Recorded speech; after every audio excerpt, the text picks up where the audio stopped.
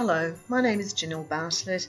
I'm a chartered accountant and partner at Chan and Janelle Redlands. I'm here today to talk to you about Christmas parties and tax. We get a lot of questions at this time of year from clients about the tax deductibility of their Christmas parties, and I just want to go through some of the concepts here. I'll say at the outset, please don't shoot the messenger. The answers are not great, but we do at the end of the video give you clear-cut options, so please stay tuned. Okay, Christmas parties and tax. So tips about Christmas parties. They are divided into a number of categories by the ATO. So the ATO is interested in whether the party is on premises, off premises, and if the party meets the definition of entertainment for the ATO's purposes.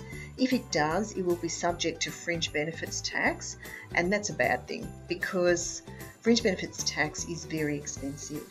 So the ATO look at whether it's on premises or off. They also look at whether the guests are employees or suppliers and clients.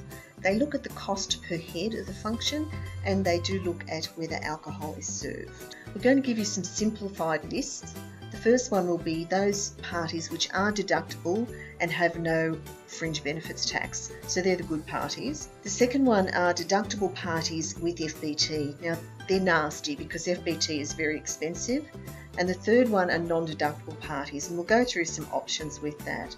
So the first category, the deductible with no fringe benefits tax, so none of that additional tax. These parties must be attended only by employees and their partners, so you can't invite your business associates to these parties. You're able to serve only light meal and no alcohol. So note, if you do serve alcohol or provide a substantial meal, this party is not tax deductible. So yeah, it's not good news. This is not the sort of party most of us would want to provide. The second category are tax deductible, but fringe benefits tax does apply. These must cost over $300 per head. They can be attended by employees and partners only. You can claim a tax deduction and the GST, but fringe benefits tax applies and the rate is very high. So to give you an idea, a party costing $350 per head with partners attending will cost the employers $700 per employee plus an additional amount of fringe benefits tax. And on that example, the fringe benefits tax is about $690. So that's an expensive party indeed. The third category, there's no tax deduction, no GST claim and no FBT. These parties cost under $300 per head, which is probably more typical. They may be attended by anyone. So employees, their partners can attend, and so can your business contacts, so your suppliers and clients. They can be on premises or off premises, and that gives you a lot more flexibility with the venue. You can provide a substantial meal and alcohol, which is what most employers want to do. And you can have entertainment if you wish. Now the conclusion is that most workplaces will have a Christmas party off premises or a party on premises with alcohol and a substantial meal costing under about $300. So you cannot claim a tax deduction or the GST for these. Fringe benefits tax does not apply, and that's a good thing. So you don't need to pay the fringe benefits tax on those parties. And the business can pay for the party but not claim the tax deduction or the GST. You just have to think that the real cost of the party to the business is about 140%. And that's a good way to look at it. If you are looking at a party that's costing, say, $50 a head, just remember that if the business pays for that, that will cost the business a comparable amount of $70 because you're not being able to claim that tax deduction and not being able to claim the GST really makes it cost a $50 per head function cost about $70, and that'll help you decide on venues and packages. So it's really a business decision to make the options. So if you are a business owner and you wish to pay for a Christmas party for your staff, just remember that the party costs about 40% more because, in comparable terms, because you do not claim a tax deduction or the GST. This does depend on your tax rate.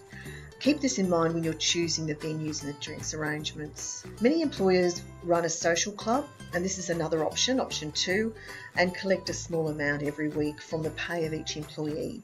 For example, $2 a week. This gives the social club $104 per employee towards the Christmas party. Some employers have suggested to me that they'd like to increase the wage for each employee to cover that $2, but I'd suggest that's not a good option. You'd need to actually increase the wage by at least $3, pay the $1 pay-as-you-go on it to keep the $2 for the Christmas party. So it's, from a tax perspective, it's really no better than 1, and it's just a lot more administration. So I would say 3 is not suggested. Option 1 or 2 is suggested. Just my disclaimer is here, just remember the information presented here is general in nature. So I've made some assumptions as I've gone through with this video, and those assumptions may not reflect your particular circumstances. So please seek some professional advice to be sure that the information is correct for you. Now, Janelle, we have offices around Australia. If you want additional information on this or anything at all to do with your business, please contact us at chan-nala.com.au, or you can also go to our website and sign up for a free newsletter service. It has lots of great information, and it's produced once a month. It has lots of information just like this video. So please go ahead and sign up, and thank you for listening.